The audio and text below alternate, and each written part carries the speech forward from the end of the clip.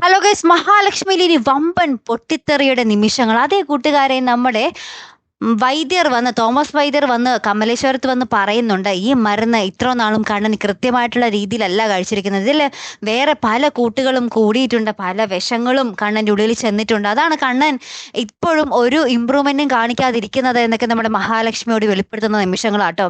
അപ്പൊ തന്നെ നമ്മുടെ മഹാലക്ഷ്മിക്കും കണ്ണനും കാര്യങ്ങൾ മനസ്സിലായി.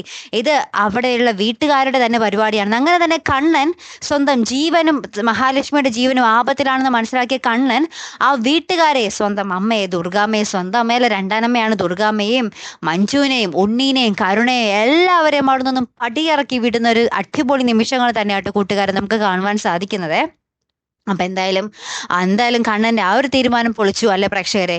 ഇത്രയും വൈകിപ്പിച്ചത് എന്തിനായിരുന്നു എന്നുള്ളൊരു ഇതേ നമ്മൾ പ്രേക്ഷകർക്കുള്ളൂ. ഇനി എത്രയും പെട്ടെന്ന് അവരൊക്കെ അവിടെ നിന്ന് ഒഴിഞ്ഞു പോയിട്ട് നമ്മുടെ മഹാലക്ഷ്മിയും കണ്ണനും കൂടെ അടിച്ചു പൊളിച്ച് വേണമെങ്കിൽ അനന്തവും ലേഖയും ഇവരോടൊപ്പം വന്നോട്ടെ അല്ലെ കൂട്ടുകാരെ. എന്തായാലും അടിപൊളി കളർ എപ്പിസോഡുകൾ തന്നെ വരാൻ പോകുന്നതല്ലേ. എന്തായാലും കാത്തിരുന്ന് തന്നെ കാണാട്ടോ. അടുത്തൊരു വീഡിയോ വരുന്നത് വരയ്ക്കും ഗുഡ് ബൈ.